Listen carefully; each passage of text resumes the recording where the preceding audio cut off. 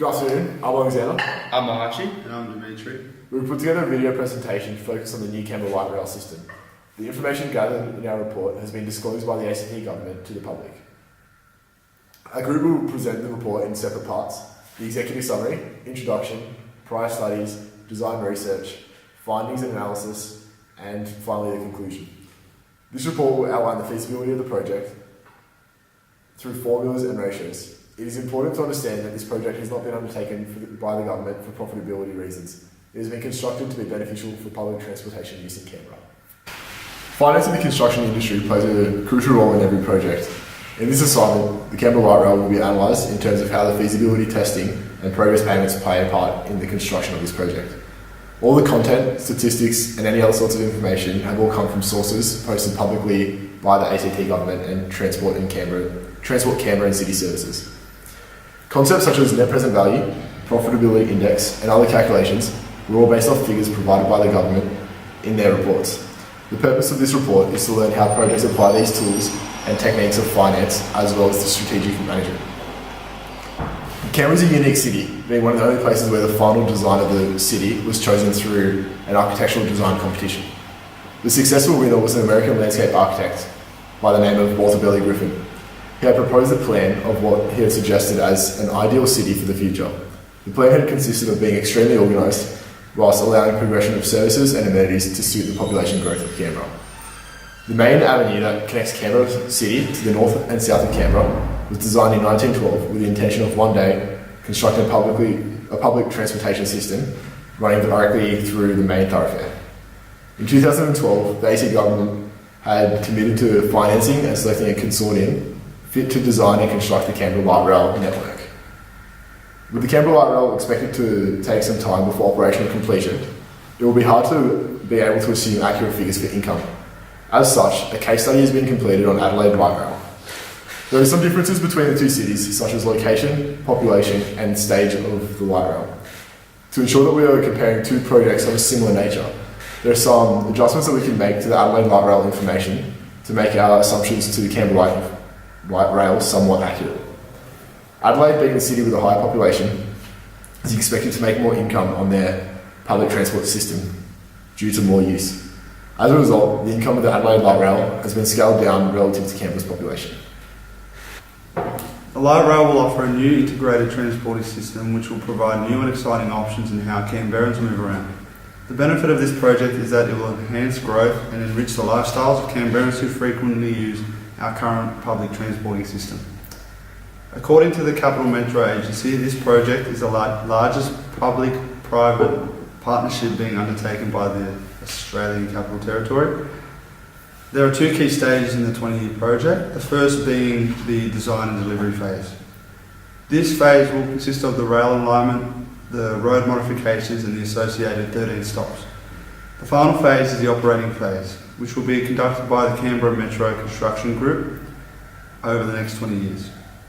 Canberra Metro was chosen as the focal point of the report simply because it's a local project and how the project will affect employment rates, public transport and the growth in Canberra. The collection method for the data used in this report comes directly from the Canberra Metro site, Transport Canberra and also the contract summary provided by the ACT government. These three key sources provide all the information needed for the calculations such as the IRR, the net present value and the initial investment and stuff like that. Due to the fact that this is such a large project, the Canberra Metro company is obliged to report to the public to keep them updated on the progress of the 20-year project. The reasons state that they want to provide a process to raise concerns of the Canberra Metro to demonstrate how those concerns have been taken into consideration to ensure that all issues are managed collaboratively with the construction and the general public. Prior to commencement of a construction project, it is imperative that the client has conducted the correct testing to classify the feasibility of the project. The following calculations that we have done give you a better understanding of how the project may perform in the near future. It is important to understand that the information below is based off assumptions from a previous case study, and as such, all the calculations should not be interpreted as accurate information. The following calculations that were explored were the net present value, internal rate of return, the profitability index, and the accounting rate of return. These can be identified as the main items that must be explored to understand the full extent and the financials of this project. In regards to calculating the NPV, we can assume the yearly cash flow is $40 million. This number has been extracted looking at the cash flow of the Adelaide Light Rail from 2005 to 2006. Adelaide's population is 1.3 million, being much larger than Canberra's population, and the total amount of profit that Adelaide Light Rail made in 2006 was 132 million. In regards with the $40 million, we have calculated that Canberra's population is around about a quarter of the population of Adelaide in 2005, hence why we have also used a quarter of their total income made that year. So here you can see the following calculations that we've provided in our project. First of all is the NPV, which is the initial cost of the project minus the present cash inflows, present value of cash inflows. So the project's initial cost is 707 million and the present value of cash inflows is 392 million. That one comes from 40 million at 20 for 20 years at 8% discount rate. That provides us with a minus of $314,280,000. Next calculation is the profitability index. Here we've divided the present value of the cash inflows with the initial investment, giving us our ratio of 56 cents return to every dollar invested.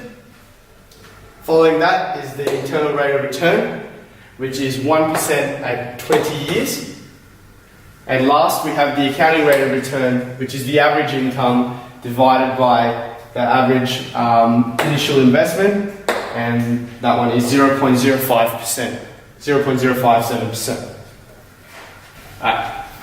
Canberra Metro has stated that the light rail will be expecting to provide a return of $1.20 to every dollar that is invested, whereas we are taking into account what the value of that is at zero period.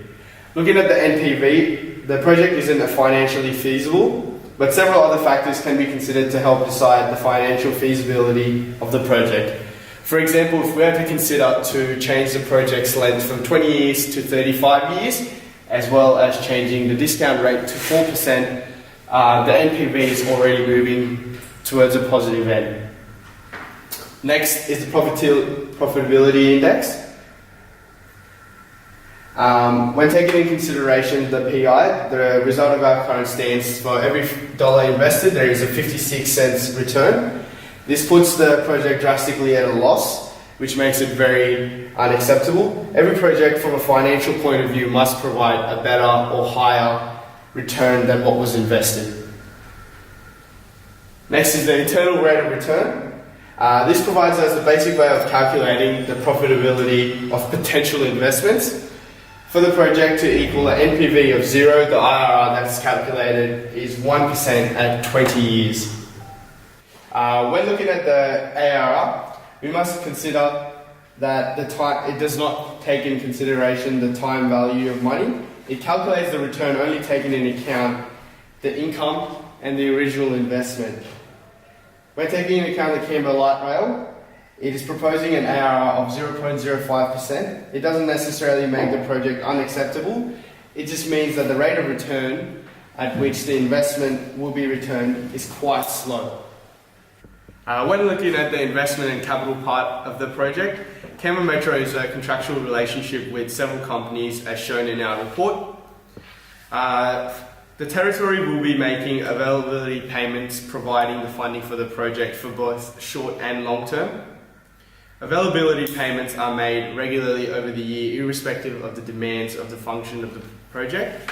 It is important to know that the following values of availability payments are not present value. Once the territory makes these payments, then Canberra Metro delegates further payments to its partners based on performance progresses. In conclusion, the Canberra Metro construction is the largest public-private partnership project in Australia. From the cost analysis of this project, the net present value and the profitability index state that the project is not financially feasible. However, this does not take into consideration Canberra Metro's revenue over the 20 years, which is projected to be about $1 billion. The findings of this project are important as they can provide teachings and examples to students who seek a future in both the finance industry and the construction industry. In this case, it also shows how closely the two fields actually relate to each other. Another way to enhance learning is if this report could include a classroom presentation with a representative of the Canberra Metro construction company. This representative could go into deep detail of the finances involved with the project and how the contracts work to ensure that the project not only meets contractual requirements but also meets the quality of the finished product. Thank you very much.